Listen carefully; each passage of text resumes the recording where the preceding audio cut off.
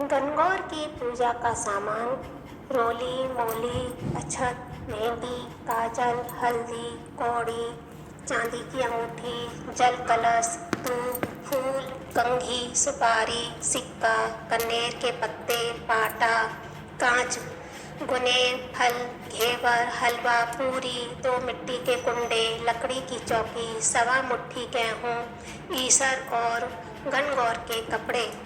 गणगौर की कहानी। पूजा के समय गणगौर की पूजा करने के बाद हाथ में आंखें गेहूं के दाने लेकर सुनी जाती है। अपने सुविधा अनुसार 5 या 7 कहानी सुन सकते हैं। गणगौर की कहानी, गणेश जी की कहानी, लपसी तपसी की और अन्य कहानियाँ। यहाँ गणगौर की कहानियाँ दी गई हैं जो इस प्रकार है। गणगौर की कहानी। राजा ने बोए जौ, चने और माली ने बोई दूब। राजा के जौ चने बढ़ते जा रहे थे और माली की दूब घटती जा रही थी। माली को लगा कि कुछ तो गड़बड़ है, इसलिए उसने सोचा छुपकर निगाह रखनी होगी। जब वह छुपकर देख रहा था तो उसने देखा कि कुछ लड़कियां उसकी दूब तोड़ कर ले जा रही है। उसे बहुत गुस्सा आया। उसने लड़कियों को डांटा और उसकी चुन्नी छीन ली। लड़कियां माली से विनती करने लगी कि हमारी चुन्नी दे दो और हमें दूब ले लेने दो। हम यह दूब गणगौर की पूजा के लिए ले जा रहे हैं। इसके बदले गणगौर का पूजा पाटा हम तुम्हें दे देंगे। माली ने उन्हें दूब लेने दी।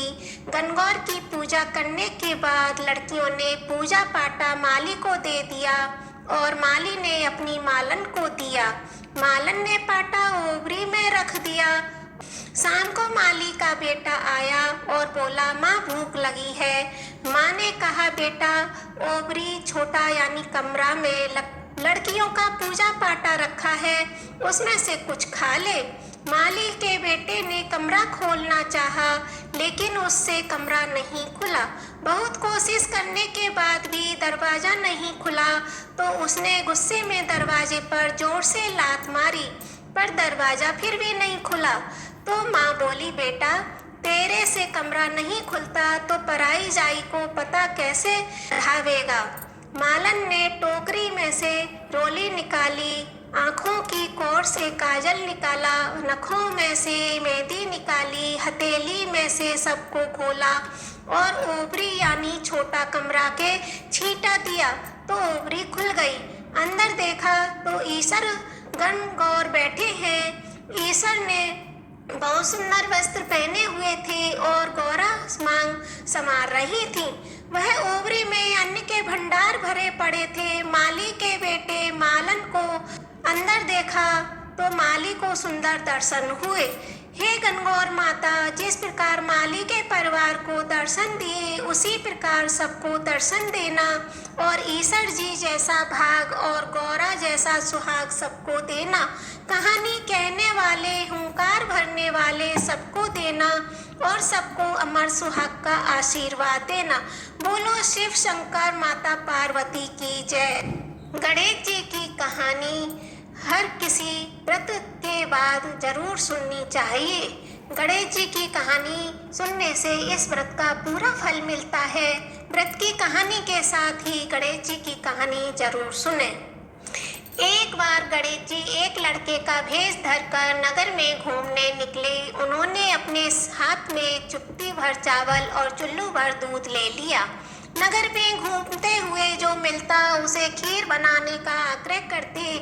खीर बना दो तो लोग उनकी बातें सुनकर हंसते।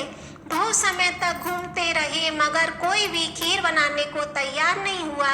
किसी ने भी यह समझाया कि इतने से सामान से खीर नहीं बनती है, पर गणेश जी को तो खीर बनवानी थी। अंत में एक बूढ़ी माई आई और बोली कि बेटा चल मेरे साथ, तुझे खीर बनाकर खिलाऊंगी। गणेश जी उनके साथ चल दिए। बूढ़ी अम्मा ने उनसे चावल और दूध लेकर एक बर्तन में उबलने चढ़ा दिए। दूध में ऐसा उफान आया कि बर्तन छोटा पड़ने लगा। बूढ़ी अम्मा को बहुत आश्चर्य हुआ, कुछ समझ नहीं आ रहा था। अम्मा ने घर का सबसे बड़ा बर्तन रखा, वह भी पूरा भर गया। खीर बढ़ती जा रही थी, उसकी खुशबू भी चारों तरफ फैल रही थी। खीर की मीठी मीठी खुशबू के कारण अम्मा की बहू के मन में पानी आ गया। उसकी खीर खाने की तीव्र इच्छा होने लगी। उसने एक कटोरी में खीर निकाली और दरवाजे के पीछे बैठकर बोली, ले गणेश तू भी खा, मैं भी खाऊं, और खीर खा ली। बूढ़ी अम्मा ने बाहर बैठे गणेश जी को आवाज लगाई, बेटा खीर तैयार है, आकर खा ले। गणेश जी बोले, अम्मा तेरी बहू ने भोग लगा दिया, मेरा पेट तो भर गया, खीर तू गांव वालों को खिला दे। बूढ़ी अम्मा ने गांव वालों को निमंत्रण दिया, सब हंस रहे थे। अम्मा के पास तो खुद के खाने के लिए कुछ भी नहीं है, पता नहीं गांव को कैसे खिलाएगी, पर फिर भी सब आए। बूढ़ी अम्मा ने सबको पेट भर खीर खिलाई। ऐसी स्वादिष्ट खीर उन्होंने आज तक नहीं खाई थी। सभी ने तृप्त होकर खीर खाई, लेकिन फिर भी खीर खत्म नहीं हुई। भंडारा भरा रहा। हे गणेश जी महाराज, जैसे खीर का भगोना भरा रहा, हमारे घर का भंडारा भी सदा भरे रखना। बोलो गणेश जी महाराज की जय। लपसी तपसी की कहानी। एक लपसी था, एक तपसी था। तपसी हमेशा भगवान की तपस्या में लीन रहता था। लपसी रोजाना सवा सेर की लापसी बनाकर भगवान का भोग लगाकर जिमता था। एक दिन दोनों झगड़ा करने लगे। तपसी बोला, मैं रोज भगवान की तपस्या करता हूँ, इसलिए मैं बड़ा हूँ। लपसी बोला, मैं रोज भगवान को सवा सेर लापसी का भोग लगाता हूँ, इसलिए मैं बड़ा हूँ। नारद जी वहाँ से गुजर रहे थे। दोनों को लड़ता देखकर रुके और उनसे पूछा कि तुम क्यों लड़ रहे हो। लपसी ने खुद के बड़ा होने का कारण बताया और लपसी ने अपना कारण बताया। नारद जी बोले, तुम्हारा फैसला मैं कर दूंगा। दूसरे दिन लपसी और तपसी नहाकर अपनी रोज की भक्ति करने आए तो नारद जी ने छुपकर के 1.25 करोड़ की एक अंगूठी उन दोनों के आगे रख दी। तपसी की नजर जब अंगूठी पर पड़ी तो उसने चुपचाप अंगूठी उठाकर अपनी नीचे दबा ली। लपसी की नजर अंगूठी पर पड़ी, लेकिन उसने ध्यान नहीं दिया। भगवान को भोग लगाकर लापसी खाने लगा। नारद जी सामने आए तो दोनों ने पूछा कि कौन बड़ा है, तो नारद जी ने तपसी से खड़ा होने को कहा तो वह खड़ा हुआ तो उसके नीचे दबी अंगूठी दिखाई पड़ी। नारद जी ने तपसी से कहा, तपस्या करने के बाद भी तुम्हारी चोरी करने की आदत नहीं गई, इसलिए लपसी बड़ा है, तुम्हें तुम्हारी तपस्या का कोई फल भी नहीं मिलेगा। तपसी शर्मिंदा होकर माफी मांगने लगा। उसने नारद जी से पूछा, मुझे मेरी तपस्या का फल कैसे मिलेगा। नारद जी बोले, यदि कोई गाय और कुत्ते की रोटी नहीं बनाएगा तो फल तुझे मिलेगा। यदि कोई ब्राह्मण को जिमाकर दक्षिणा नहीं देगा तो फल तुझे मिलेगा। यदि कोई साड़ी के साथ ब्लाउज नहीं देगा तो फल तुझे मिलेगा। यदि कोई दिए से दिया जलाएगा तो फल तुझे मिलेगा। यदि कोई सारी कहानी सुने लेकिन तुम्हारी कहानी नहीं सुने तो फल तुझे मिलेगा। उसी दिन से हर व्रत कथा कहानी के साथ लपसी तपसी की कहानी भी सुनी और कही जाती है। जय हो नारद भगवान की। ओम नमो नारायण भगवते वासुदेवाय।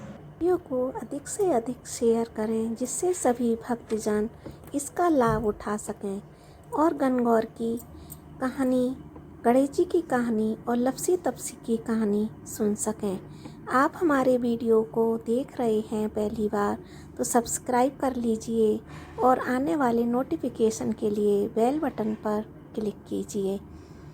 सब्सक्राइब कीजिए, शेयर कीजिए और कमेंट कीजिए। जय श्री कृष्ण।